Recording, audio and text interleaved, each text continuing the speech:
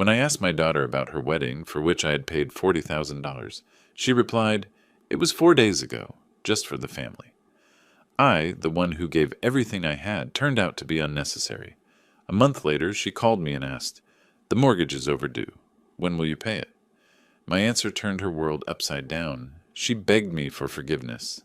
Before we continue, please subscribe to the channel and write in the comments what time it is where you are now. The car door slammed like a gunshot outside my house. 7:30 on a Tuesday evening, and Beverly's heels clicked against my porch steps with the rhythm of an angry woodpecker. I opened the front door to find my daughter's face, streaked red from crying, mascara smeared down her cheeks like war paint, clutching wedding magazines against her chest. "Daddy, I need you to save my wedding." No hello. No explanation for showing up unannounced. Just desperation wrapped in designer clothing, standing in my doorway while the Texas heat pressed against my back. "Bevy, what's wrong? Slow down and—" "The venue!" She pushed past me into the living room, her voice cracking. "They want $40,000 by Friday or we lose everything. Everything, Daddy." My worn leather armchair creaked as I lowered myself into it, bills scattered across the coffee table forgotten. The single lamp cast long shadows across the room while the air conditioner hummed its steady rhythm. Beverly paced between my couch and the window, her breathing rapid and shallow. 40,000? The number hit me like ice water. "Beverly, that's everything I have saved." "I know." She dropped into the chair across from me, wedding magazines spilling across the floor. "I never wanted to ask you for something this big, but Daddy, this is my one day. The one day that will matter for the rest of my life." Her voice broke on the last word, and suddenly she wasn't 35 anymore. She was 8 years old again, standing in this same living room after skinning her knee, looking at me like I could fix anything in the world. My hands trembled as she handed me a glossy brochure featuring crystal chandeliers and marble columns. "The Grandview Estate," she whispered. "It's perfect, Daddy. Doug and I went there last month, and I could picture walking down that aisle in Mama's dress, seeing you smile in the front row." Sarah's voice echoed in my memory. "Never let our baby girl down, Jessie, whatever she needs. But, sweetheart, your savings, gone." Beverly's tears came harder now, the kind that made her shoulders shake. "The marketing contracts dried up, and Doug's been between jobs for 3 months. We've been living on credit cards, hoping something would break our way." The brochure felt heavy in my arthritic fingers. $40,000. My emergency fund, built penny by penny over 15 years of careful living. Money I'd planned to leave her anyway, just not like this. "You said you'd always be there for me," she continued, her voice barely above a whisper. "When Mama died, you promised nothing would change between us." Daddy. She only called me Daddy when she needed something important, and we both knew it. The childhood nickname fell from her lips like a practiced prayer, designed to crack open whatever resistance I might have left. I looked at the venue photos again. Soaring ceilings, gardens that belonged in fairy tales, the kind of place where dreams came true. Then I looked at my daughter's desperate face, at the designer purse that cost more than my monthly grocery budget, at the hope flickering behind her tears. The air conditioner clicked off, leaving us in sudden silence. "When is the wedding?" I asked. "June 28th. She wiped her eyes with the back of her hand. 6 weeks. Just enough time to make it perfect, if we can secure the venue. 6 weeks. I calculated quickly. Social Security? Pension? The small interest from Sarah's life insurance? I could make it work. Somehow, I always made it work. My shoulders slumped as the weight of decisions settled over me. "Okay." "Okay?" Beverly's head snapped up. "I'll get the money." She launched herself from the chair, nearly knocking over my coffee table in her rush to reach me. Her arms wrapped around my neck, and for a moment she smelled like the little girl who used to fall asleep on my lap during Sunday movies. "I love you so much, Daddy. You're saving my entire life." As quickly as they'd started, her tears stopped. She kissed my forehead, gathered her magazines, and headed for the door with renewed energy. "I'll come by tomorrow morning for the money," she called over her shoulder. "Early, around 9:30. I need to get to the venue by 11 to finalize everything." The door closed behind her, leaving me staring at the scattered brochures on my coffee table. Outside, her Honda started up and pulled away, taking with it the last of my savings and somehow the last of my peace. Morning light streamed through the living room windows, illuminating the wedding brochures still scattered where Beverly had left them 13 hours ago. I hadn't moved them, hadn't slept much either, spending most of the night at my kitchen table with bank statements, calculator, and 3 cups of coffee that had grown cold while I ran the numbers again and again. Her car pulled into the driveway at 9 sharp, 30 minutes early. Through the window, I watched Beverly check her reflection in the rearview mirror, then stride up the walkway with the confidence of someone who knew she'd already won. "Morning, Daddy," she breezed through the front door I'd left unlocked, finding me still in my pajamas and terrycloth robe. "Ready for the big day?" The big day, as if withdrawing my life savings was cause for celebration. "Let me get dressed first," I mumbled, but she was already settling into the kitchen, scrolling through her phone with the practiced ease of someone half her age. "Take your time. I'll just wait here." The bedroom safe sat behind my dresser, hidden beneath Sarah's old jewelry box. My arthritic fingers fumbled with the combination, her birthday, same as always, while Beverly's voice drifted from the kitchen, cheerful and impatient. "Daddy, everything okay in there?" "Fine, sweetheart. Just counting." $400 bills. I'd withdrawn them yesterday afternoon from 3 different banks, not wanting to explain to any one teller why Jesse Collins suddenly needed his entire emergency fund in cash. The bills felt crisp and foreign in my weathered hands, more money than I'd ever held at once. Back in the kitchen, Beverly watched me count with barely concealed excitement. Her foot tapped against the linoleum floor in rhythm with her texting thumbs. Someone was messaging her constantly, Doug probably wondering about the timeline. "When exactly is the ceremony?" I asked, laying the bills in neat stacks on my kitchen table. "What church are you using?" "Oh, Daddy, so many details still to figure out." She waved her hand dismissively, but her eyes never left the money. "The venue handles most of the coordination. That's what makes them worth every penny." "And the guest list? How many people are we talking about?" "Medium-sized. Nothing too fancy." Another text message made her phone buzz. She glanced at it quickly, typed a response, then looked back at me with practiced patience. "You worry too much about details. That's what wedding planners are for." I finished counting. $40,000 exact.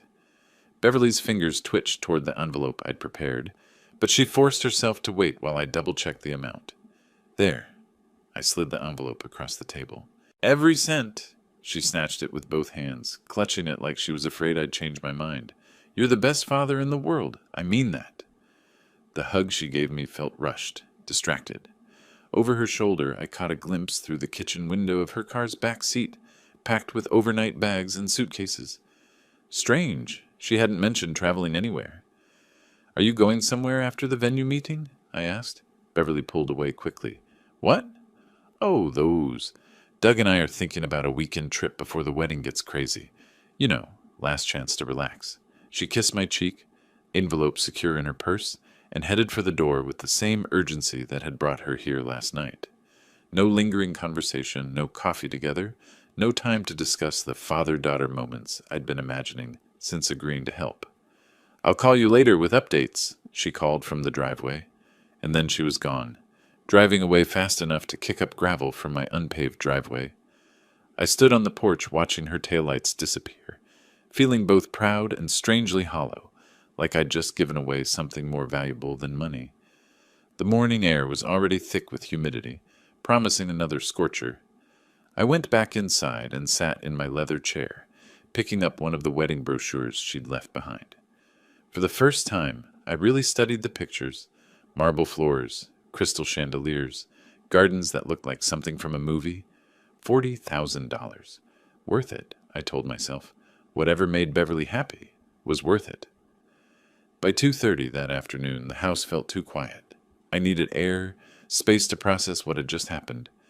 The wedding brochure came with me to the back deck, along with an old photo album I'd retrieved from the hall closet, one I hadn't opened since Sarah's funeral 3 years ago. The wooden deck chair creaked under my weight, weathered and sun-bleached from years of Texas summers. Above me, the oak tree Sarah had planted when Beverly was born provided blessed shade, its leaves rustling in the slight breeze that offered the only relief from the heat. Cicadas buzzed their endless song while I opened the album to pages I knew by heart. There she was, 8-year-old Beverly in the backyard, wrapped in one of Sarah's white bedsheets, dragging behind her like a wedding train. In the photo, she'd made me play the groom for her favorite doll, both of us kneeling in the grass while she performed an elaborate ceremony she'd invented. "When I grow up, you'll walk me down the aisle, Daddy," she'd announced that day, "and I'll have the most beautiful dress and the biggest cake." Sarah had been watching from the kitchen window, laughing at our daughter's theatrical performance. Later, she'd whispered to me over dinner, "Mark my words, Jesse, that girl will have the wedding of the century someday." I turned the pages slowly, each photograph a window into Beverly's evolution. Age 10, watching Princess Diana's wedding on our old television, sketching dress designs on notebook paper. Age 16, cutting pictures from bridal magazines and pasting them in a scrapbook she kept hidden under her bed. Age 22, bringing home different boyfriends to family dinners, while I wondered which one would be the one to deserve her. The rope swing I'd built when she was 7 still hung from the oak's lowest branch, though the rope had frayed and the wooden seat had weathered gray. Beverly used to pump her legs for hours, trying to swing high enough to touch the clouds. "Higher, Daddy! Push me higher!" Those were the days when dreams seemed as simple as reaching the sky. My iced tea had grown warm in the heat. Ice cubes melted to slivers. 3 hours had passed since Beverly drove away with my life savings, yet I felt nothing but deep satisfaction. What else was I saving money for, really? A bigger house I didn't need? Fancy dinners I'd eat alone? Travel to places that would feel empty without Sarah? The wedding venue brochure lay open on my lap, its glossy pages showing elegant ballrooms and manicured gardens. I could picture Beverly there in white silk, walking down an aisle lined with flowers, while I escorted her toward happiness. The image filled me with warmth, despite the nagging memory of her rushed departure, her evasive answers about ceremony details. Wedding stress, I told myself. Brides got overwhelmed planning their perfect day. That's what made fathers necessary, to provide stability, support, and whatever financial help they could manage. A lawnmower started up somewhere down the street, its steady drone mixing with the cicadas and the distant hum of air conditioners, working overtime against the heat. The neighborhood had changed since Beverly's childhood. The house where she used to play with the Morrison kids now belonged to a young couple with no children. The corner store where I'd bought her ice cream had become a cell phone repair shop. But some things remained constant: father's love, family loyalty, the promise to be there when it mattered most. I closed the photo album as shadows began lengthening across the yard, signaling the approach of evening. Tomorrow, I'd call Beverly to ask about dress shopping, maybe offer to help with other wedding preparations. For now, though, I wanted to savor this feeling of having done right by my daughter, of honoring the promise I'd made to Sarah all those years ago.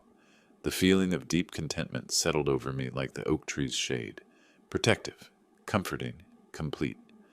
I headed inside to start dinner, already planning our next conversation, unaware that Beverly would avoid my calls for the next 8 weeks, and that my contentment was about to shatter into pieces I'd never be able to reassemble. 3 days passed before I reached for the phone. Wednesday morning, May 19th, with coffee cooling in my favorite mug and wedding magazines still scattered across my kitchen table where Beverly had left them. The landline felt heavier than usual in my arthritic hand. "Beverly, it's your dad. I was thinking about dress shopping." "Oh, Daddy." Her voice sounded breathless, distracted. "So much stress with the caterer right now? They're trying to change our menu at the last minute. Can I call you back?" She never called back. By the first week of June, my notebook had 5 unanswered calls, recorded in careful handwriting. Each attempt followed the same pattern. I'd dial her number after lunch, listen to 3 rings, then hear Beverly's cheerful voice explaining why she couldn't talk. Venue problems, Doug's work schedule, family drama on his side. "Honey, do you need help with anything else?" I asked during call number 6. "Music? Flowers? I could drive up and—" "Everything's handled, Daddy. You've done enough." The line went dead before I could respond. June 20th marked 8 weeks of this dance. The wedding was supposedly 8 days away, yet I still knew nothing concrete. No church name, no ceremony time, no guest list numbers. When I pressed Beverly for details, her voice would get small and evasive. When exactly is the ceremony? I need to get my suit cleaned. We're still finalizing the date. Doug's work schedule is so unpredictable right now, and his mother has been... The line crackled. Sorry, Daddy. Bad connection. I'll call you tomorrow. Tomorrow never came. Heat shimmers danced across my backyard as July settled over Texas like a suffocating blanket. The rope swing Sarah had built for Beverly hung motionless in the still air, its frayed edges a reminder of promises kept and trust freely given. Inside, my phone remained stubbornly silent. Harry Jenkins found me on my back porch that Tuesday evening, staring at nothing while ice melted in my sweet tea glass. Wedding stress getting to you, Jesse? I'd told him about Beverly's big day back in May. Proud as any father, now the words felt foreign in my mouth. She's been too busy to talk. Haven't heard from her in 2 weeks. Harry's weathered face creased with concern. That normal for brides these days? I wouldn't know. My voice sounded hollow even to myself.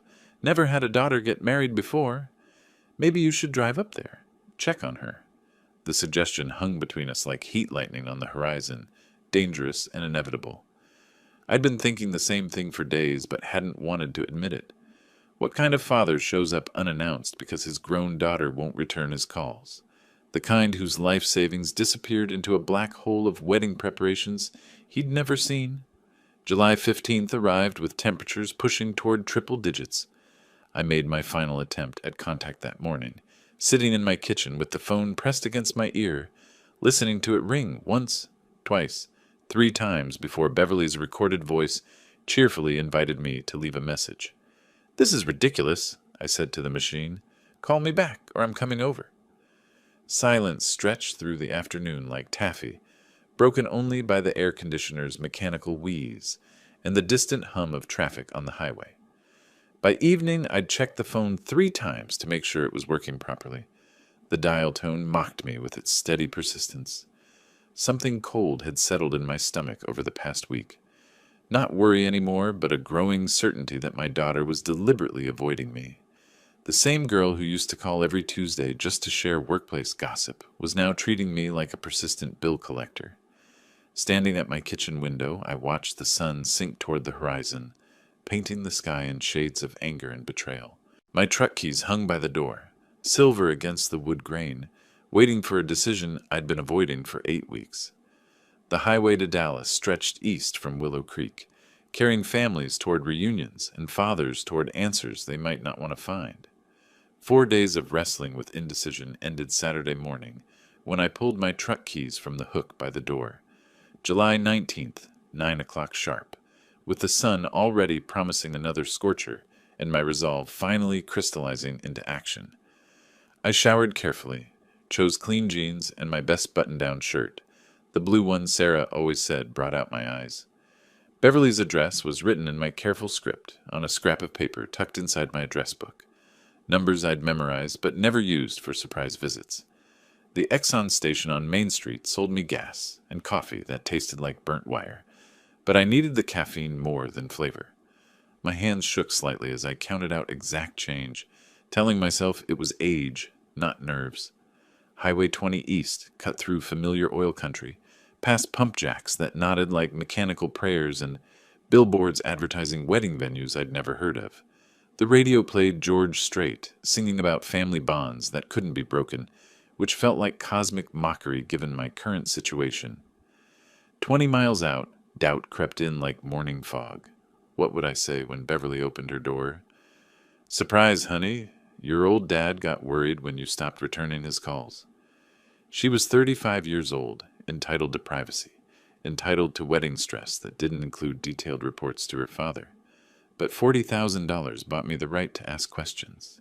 Mile markers ticked past while I rehearsed conversations in my head. Beverly explaining her silence with reasonable excuses. Me apologizing for being an overprotective father. Both of us laughing about misunderstandings while she showed me wedding photos and let me help with last-minute preparations. The optimistic scenario felt increasingly unlikely as Dallas suburbs materialized through heat shimmer, sprawling subdivisions that looked identical from the highway. Beverly lived in one of these beige complexes where young professionals paid too much rent for too little space. Construction near the city limits forced traffic into single file, giving me time to notice details I'd missed during my mental rehearsals. A radio advertisement for marriage counseling services, a billboard promoting intimate wedding packages, starting at $5,000. Numbers that made my $40,000 sacrifice seem excessive for what Beverly claimed she wanted. The GPS voice in my truck, a recent purchase for exactly this kind of navigation, guided me through subdivisions where every street looked the same. Turn right at Maple Ridge Drive, left on Oakwood Circle, straight past identical mailbox clusters until I reached Beverly's building. Her parking space held her blue Honda, which meant she was home. Probably screening my calls from 20 feet away, deciding her father wasn't worth interrupting whatever important Saturday morning activities occupied her time.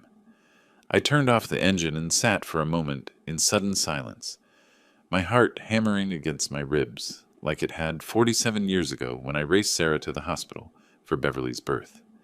Same highway, same desperate need for answers, but this time I wasn't rushing toward joy.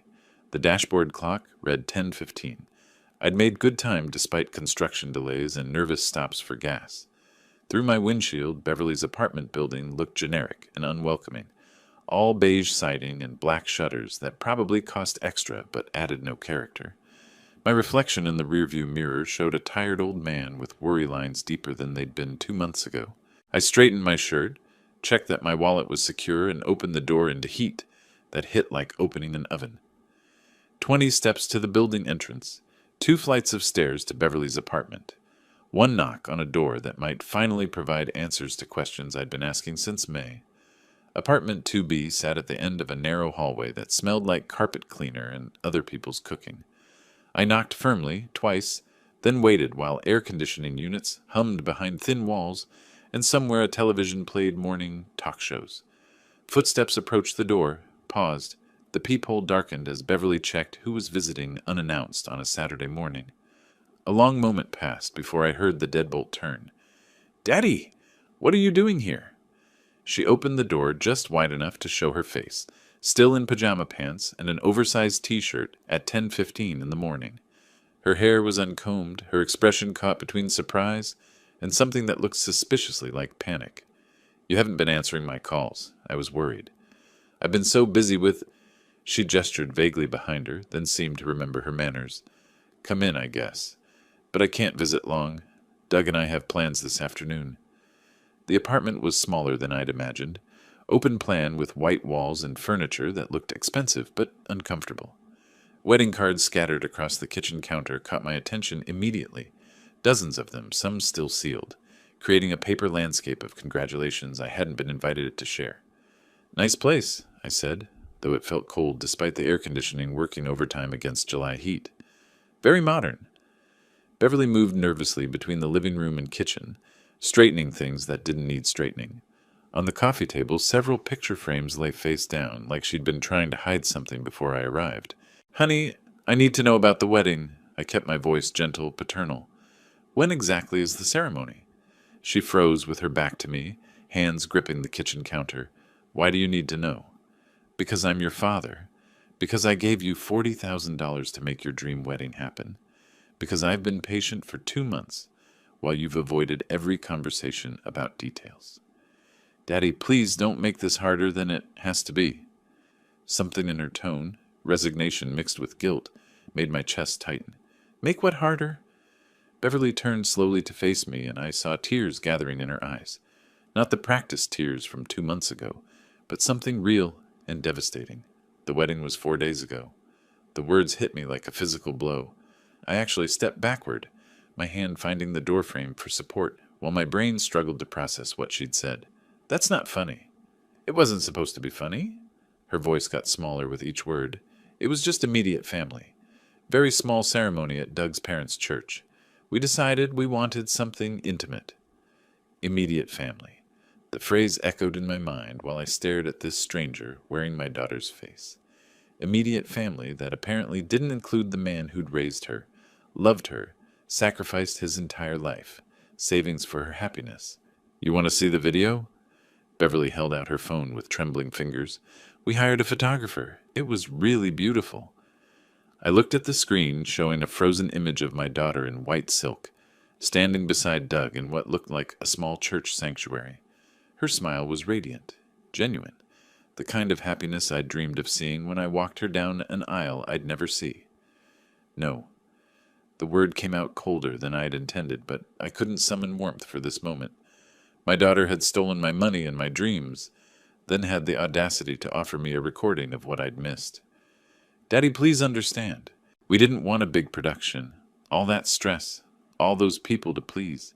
This was perfect for us. Perfect. I tested the word, found it bitter. And where exactly did my $40,000 go, if not toward this perfect, intimate wedding? Beverly's face crumpled. We needed it for other things. The apartment deposit, Doug's car payment, some credit card debt. The wedding only cost $3,000.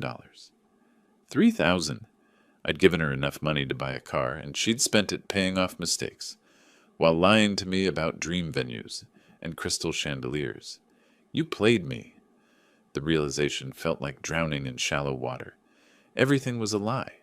The venue, the stress, the desperate phone call. You needed money and knew exactly which buttons to push. It wasn't personal. Those 3 words, it wasn't personal, cut deeper than any intended cruelty could have. My daughter had manipulated me with surgical precision, using my love for her as a weapon against my common sense, and she couldn't even admit it was deliberate. I looked at Beverly one last time, memorizing the face of someone I thought I knew. She held out her phone again, still offering to show me the wedding video, still hoping to smooth over the devastation with shared happiness I hadn't been allowed to witness. I shook my head once and turned toward the door. Daddy, please, don't leave like this. But I was already walking away, stepping back into Texas heat that felt cool compared to the burning in my chest. The metal stairs clanged under my boots as I descended from Beverly's apartment, her voice still calling through the closed door behind me. Daddy, please, don't leave like this. But I was already pushing through the building's glass entrance into heat that felt merciful compared to the burning in my chest. My truck sat baking in the parking lot, chrome door handle too hot to touch without wincing. I fumbled with my keys for a full minute before managing to unlock the door and slide onto seats that scorched through my shirt. The engine turned over reluctantly, air conditioning blowing superheated air that gradually cooled as I sat motionless, staring through the windshield at nothing. 4 days ago. My daughter had been married 4 days ago, and I had spent those days worried about calling to check on wedding preparations that had already happened without me. The drive home passed in fragments. First 10 miles in complete silence, my mind blank except for the road ahead and the rhythmic hum of tires on sun-softened asphalt. Country music started playing when I hit the highway, something about family bonds and keeping promises, but I snapped it off immediately. The quiet felt safer than lyrics that reminded me how thoroughly I'd been played. Somewhere around mile 20, I started talking to myself. 4 days ago. The words came out harsh in the truck's silence. She stood in my living room 4 days ago and let me worry about a wedding that was already over.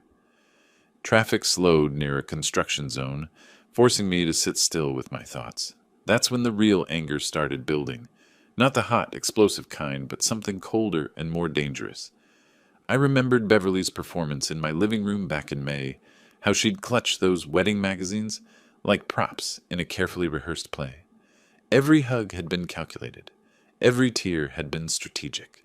Every "I love you, Daddy" had come with a hidden price tag. The billboard advertising, "Dream wedding venues make your day perfect," felt like cosmic mockery as I passed it going 75 in a 65 zone. My day. Beverly had stolen my day, the moment I'd imagined since she was 8 years old and making me play groom for her dolls in the backyard. The memory tasted bitter now, infected by the knowledge that she'd been learning manipulation tactics even then. Mile marker 67 brought me close enough to Willow Creek to smell familiar things, cattle ranches, oil refineries, the distinctive scent of home that used to comfort me. Today it just reminded me of everything I'd been willing to sacrifice for a daughter who saw me as a convenient ATM, rather than a father worth including in her life. My hands ached from gripping the steering wheel too tightly, knuckles white against the black plastic. Through the truck's windows, heat mirages made the road ahead appear liquid, wavy, unreal, which seemed appropriate since nothing in my life felt solid anymore. The Willow Creek city limit sign appeared around a gentle curve, weathered green metal that marked the boundary of my world. Beverly had escaped this place years ago, moving to Dallas with promises to visit often and call regularly. For a while, she'd kept those promises. Then the visits became requests for money, and the calls became manipulation sessions disguised as family conversations. I pulled into my driveway and sat for another moment, engine ticking as it cooled. Through the windshield, my mailbox bulged with accumulated mail I'd been ignoring, while worried about Beverly's fictional wedding crisis. Bills, advertisements, probably more brochures from wedding venues I'd contacted, when I still believed I was helping plan the most important day of my daughter's life. The sight of that overflowing mailbox made me straighten my shoulders. Time to stop ignoring reality and start dealing with it. The mailbox key felt unfamiliar in my fingers, as if I hadn't checked mail in months rather than days. Paper spilled out in a cascade of white and colored envelopes, advertisements for things I didn't need, and official notices that demanded immediate attention. I gathered the pile against my chest and headed inside, grateful for air conditioning that actually worked. My kitchen table became a sorting station, bills in one stack, junk mail in another, official correspondence requiring careful attention in a third. Most of it was routine: electric company, insurance premiums, Medicare updates, but one envelope made my blood run cold. First National Bank, Beverly's mortgage company. Urgent, payment, past due, screamed from the red stamp across the front, dated July 16th.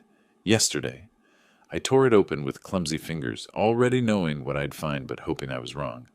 Account member 478291. Payment amount 150. Due date July 15th. Days overdue 4. The same date Beverly got married. The same amount I'd been sending every month for... How long had this been going on? My home office occupied what used to be Sarah's sewing room, converted after her death into a space for managing finances and storing important documents. I pulled out the file folder, labeled Beverly House Help, and spread its contents across my desk like evidence in a criminal investigation. 12 months of canceled checks. Everyone for exactly 150. Everyone dated the 15th of the month.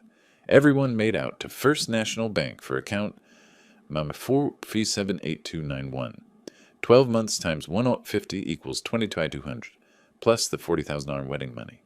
My daughter had cost me $62,200 in 1 year. The memory came back slowly, like a half-forgotten dream.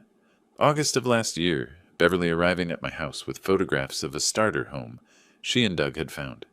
Young couple, promising careers, just needed help getting established.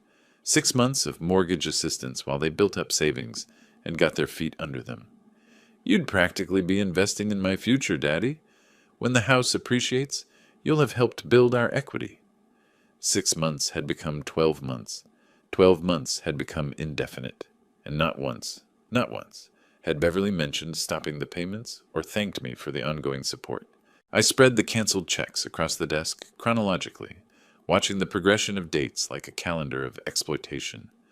August, September, October, through Thanksgiving, Christmas, New Year's, through spring and into summer. Every month, Beverly had accepted my money as if it was her natural due, never acknowledging the sacrifice it represented. While I'd been eating store-brand groceries and wearing the same shirts I'd owned for 5 years, my daughter had been living in a house I was paying for, planning a wedding with money she'd manipulated from me, and treating my love like a renewable resource she could tap whenever convenient. The afternoon sun slanted through the office windows, casting long shadows across the evidence of my foolishness. Outside, Harry's lawnmower started up, a familiar Saturday sound that normally brought comfort. Today it just reminded me how normal life continued while I'd been living in a fantasy of being a helpful father. Beverly's thank you card from the first mortgage payment sat at the bottom of the file. Forgotten and now cruelly ironic. You're the best daddy in the world. I'll never forget this kindness. Apparently, she'd forgotten it within a month, when the second payment became an expectation rather than a gift. I picked up the bank notice with its bold red past due stamp and felt something cold and final settle in my chest. Beverly thought I'd just keep paying forever, automatically, like some kind of parental trust fund that never required maintenance or gratitude. She was about to learn how wrong she was. Sunday morning arrived with the clarity that sometimes follows emotional devastation. I woke before dawn, mind sharp despite having slept poorly, and knew exactly what needed to be done. The documents from yesterday's discovery lay organized on my kitchen table like a battle plan waiting for execution. Strong coffee, legal pad for notes, bank contact information, the tools of liberation. At 8 o'clock sharp, I dialed First National Bank's customer service line and waited through automated prompts until a human voice answered. "This is Margaret in Mortgage Services. How can I help you today?" "My name is Jesse Collins. I've been making payments on account 4478291 for my daughter, but I'm discontinuing that arrangement immediately." A pause, keyboard clicking in the background. "Mr. Collins, let me pull up that account. Yes, I see you're listed as an authorized payer. Are you requesting removal from the account?" "Exactly. I want all automatic transfers stopped, and I want my name removed as a responsible party. This arrangement is over." "I understand.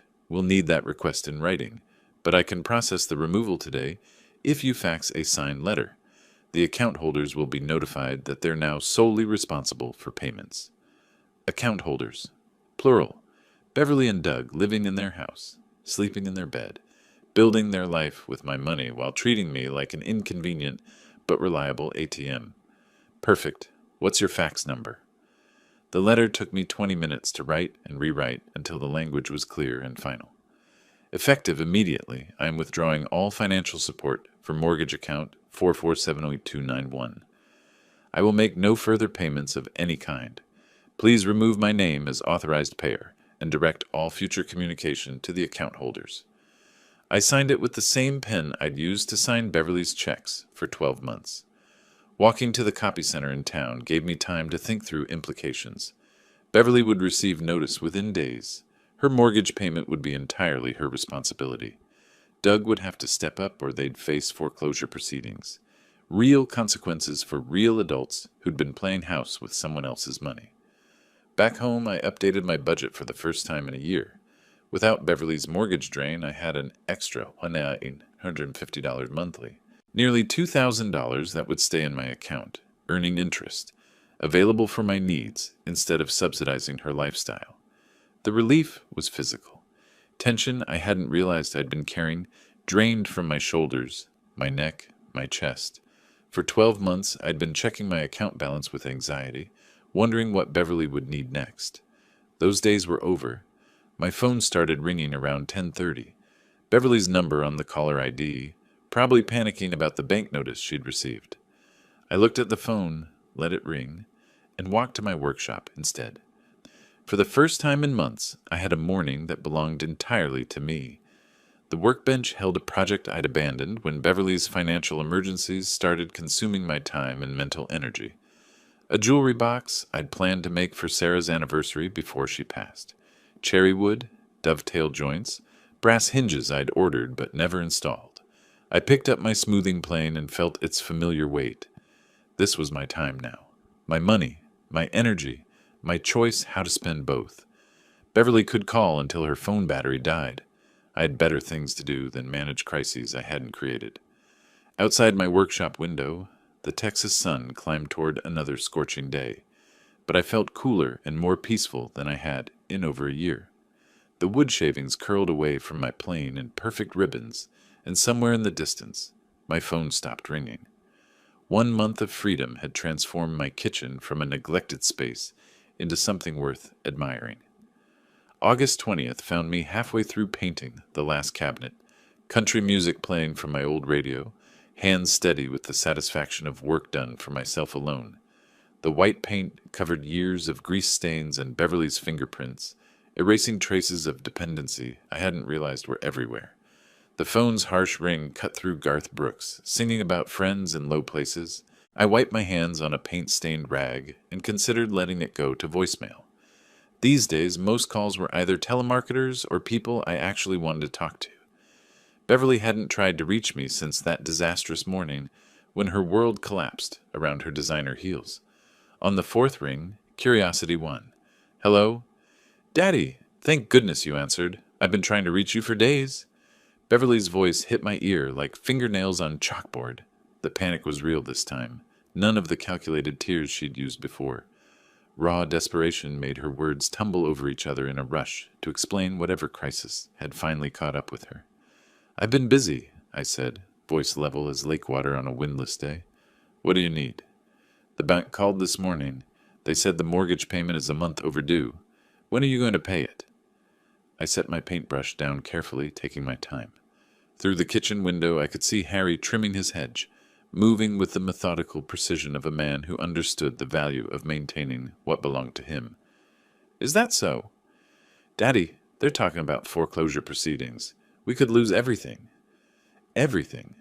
The word tasted bitter in her mouth. I could hear it. Everything she'd built on my money. Everything she'd assumed would continue flowing from my account, like water, from a faucet she never bothered to maintain. "When are you going to pay it?" she repeated, voice climbing toward the hysterical range that used to trigger my protective instincts. Now it just sounded like noise. "I'm not."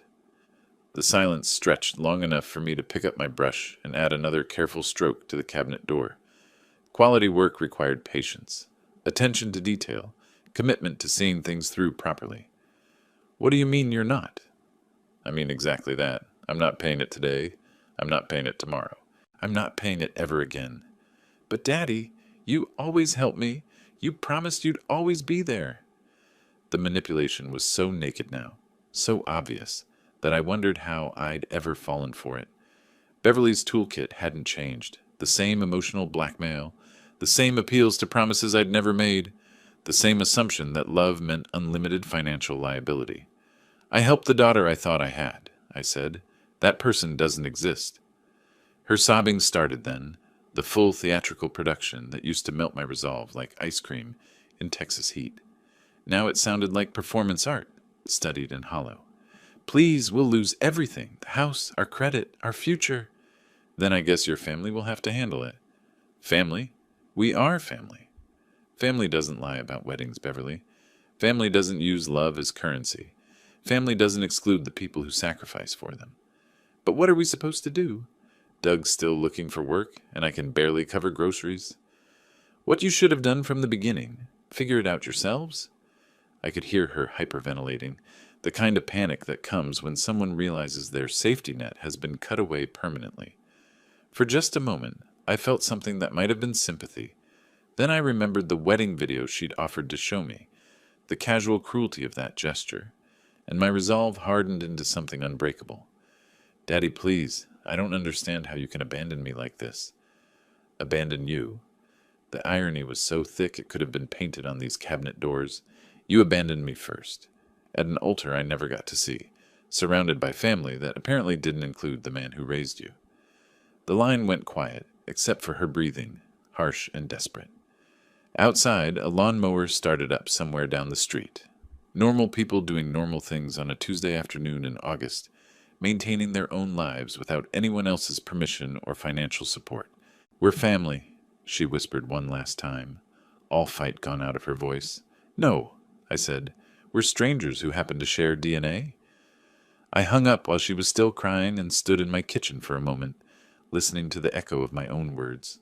The radio was still playing, some song about standing your ground when the world tries to push you around. I picked up my paintbrush and hummed along, applying another perfect coat to the cabinet that would never again bear the fingerprints of manipulation. The kitchen cabinet gleamed with fresh paint by 4 o'clock, a small masterpiece of careful craftsmanship that belonged entirely to me. No one had demanded it, scheduled it, or made it conditional on their approval. I'd simply decided my kitchen deserved better, and now it had what it deserved. Cleaning my brushes became a meditation on completeness. The white paint swirled away under hot water, leaving bristles clean and ready for the next project. The bedroom, maybe, or the guest bathroom that hadn't seen guests in 2 years. Projects I could afford now that my money stayed in my account where it belonged. The radio DJ's voice cut through my satisfaction. 4:15 on this beautiful Tuesday afternoon. Temperature holding steady at 92 degrees. 4:15. Beverly's panic call felt like ancient history already. Someone else's drama that had nothing to do with the peaceful man washing paintbrushes in his own sink.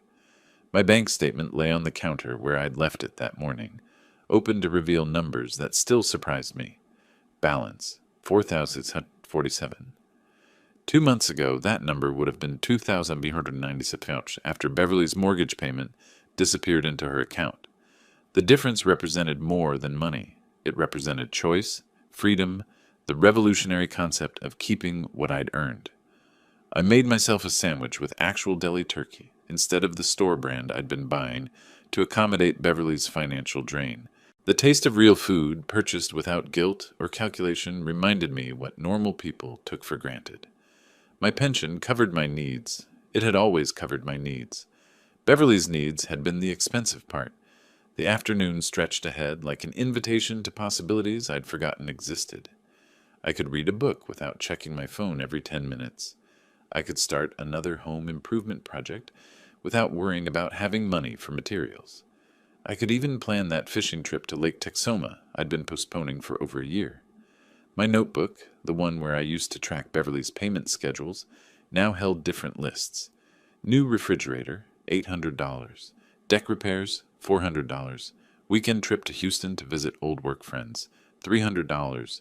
Numbers that added up to a life lived for the person earning the money instead of the person spending it. The appliance store answered on the second ring. Thompson's Appliances, this is Maria.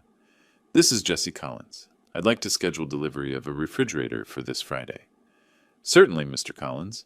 What model were you interested in? I looked at my old refrigerator, limping along on borrowed time with a freezer that had to be defrosted manually every month. The best one you have that costs under $1,000. The best one, not the cheapest, not the one that would leave more money for Beverly's emergencies. The best one because I deserved appliances that worked properly and I could finally afford them.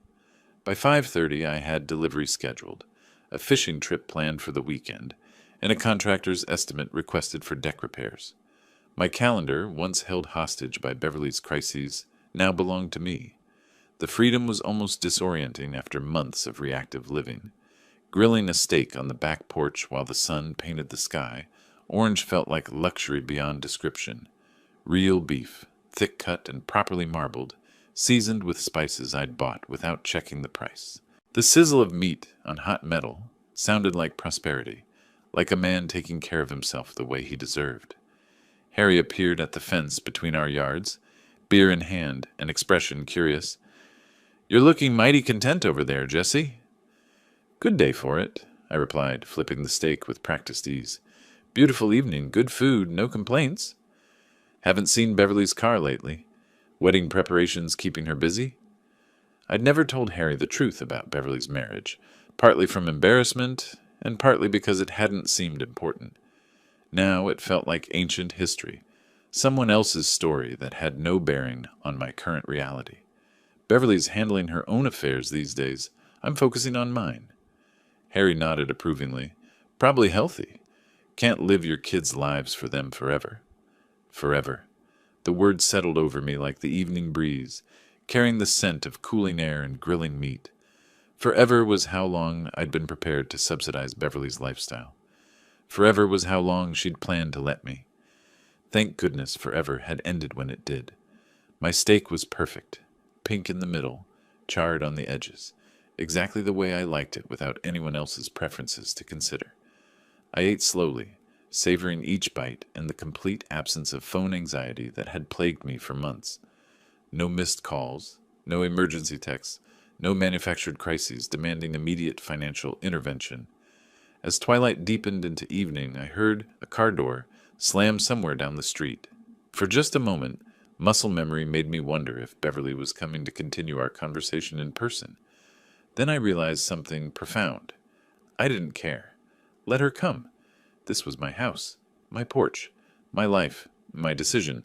Whatever happened next, I'd handle it from a position of strength rather than manipulation, clarity rather than confusion, self-respect rather than guilt. The difference felt like waking up from a long, expensive dream. The car door I'd heard belonged to Beverly after all. At 6:30, she appeared around the corner of my house, with Doug trailing behind like an uncomfortable shadow. They approached my back porch where I sat finishing my coffee, moving with the hesitant steps of people who weren't sure of their welcome. I didn't stand up, didn't invite them to sit, just watched them cross my yard with the detached interest of a man observing strangers navigate his property. "I figured you'd show up eventually," I said. Beverly looked terrible, red-eyed, desperate, wearing the same clothes she'd probably slept in. Doug kept his distance, clearly uncomfortable with whatever plan had brought them here. The golden hour light made harsh shadows across their faces, emphasizing the strain of people facing consequences they'd never expected. "Daddy, we need to talk. This is serious." "Everything's always serious with you, Beverly. That's how I know it usually isn't." She stepped closer to the porch, hands clasped in front of her like she was praying to a deity she'd never believed in before this moment. "We'll lose the house. Everything we worked for." "Everything I worked for, you mean?" Doug finally found his voice. "Mr. Collins, we really appreciate everything you've done for us, and we understand—" "Do you?" I cut him off, studying this man who'd married my daughter in secret while living in a house I'd been paying for. "Because that wedding said otherwise. That celebration you had without me suggested a complete lack of appreciation." Beverly dropped to her knees in the grass, a gesture so theatrical it would have been laughable if it weren't so pathetic. "Please, Daddy, I'm begging you. We can't survive without your help." Doug looked mortified, but knelt beside her anyway, following her lead into this performance of desperation. From my elevated position on the porch, I looked down at them literally and figuratively. Two adults reduced to begging for money from a man they deliberately excluded from their lives. "You created a family without me," I said. "Now survive as that family." "But you're my father." Beverly's voice cracked with the kind of pain that used to move mountains in my heart. Now it just sounded like delayed recognition of consequences. "You're supposed to help me. Fathers help daughters. I don't know what you are anymore, but you're not that." Doug tried a different approach, his business background showing through the awkwardness. "Sir, maybe we could work out some kind of payment plan? Something manageable for everyone?" "The plan is you handle your own responsibilities, like adults, like the married couple you chose to become without consulting anyone else." Beverly played her final card with the desperation of someone who had nothing left to lose. "What would Mom think of you abandoning me like this?" The mention of Sarah, my Sarah, who'd loved Beverly unconditionally and trusted me to do the same, hit exactly the wrong nerve at exactly the wrong moment. I stood up for the first time since they'd arrived, feeling steel replace whatever softness might have remained in my voice. "Your mother would be ashamed of what you became. She'd be disgusted by how you used love as a weapon and family as a bank account." Beverly fell silent, finally understanding that she'd crossed a line that couldn't be uncrossed. The golden light was fading now, leaving them in shadows that seemed appropriate for people who'd chosen to live in the dark corners of manipulation and deceit. $22,000 for your mortgage, $40,000 for your fake wedding emergency, $62,000 you took from a man who loved you enough to give you everything. My voice carried across the yard like a judgment that had been years in the making. "And not once did you think to include me in the life I was financing?" The evening cicadas started their chorus, filling the silence that stretched between us like a chasm that could never be bridged. Beverly remained on her knees, crying real tears for perhaps the first time in years. Doug stared at the ground, probably calculating how many months of his salary I'd unknowingly contributed to their lifestyle. "Get off my property," I said. "Both of you." They rose without protest, two people who'd finally run out of arguments, manipulations, and appeals to emotions they'd never understood. Beverly looked back once as they reached the corner of the house, but I'd already settled back into my chair, master of my domain once again. Their car started up in the driveway, headlights sweeping across my yard as they backed out and drove away. The sound of their engine faded into the Texas evening, leaving behind the peace I'd been missing for over a year. Tomorrow I'd start painting the bedroom, another project for myself, by myself. Tonight, I'd just enjoy the silence of a man who'd finally learned the difference between being a father and being a fool.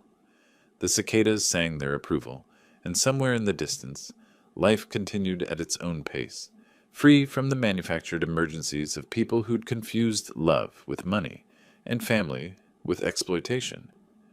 If you like this story, please like this video, subscribe to the channel, and share your impressions of this story in the comments. To listen to the next story, click on the box on the left. Thank you for watching.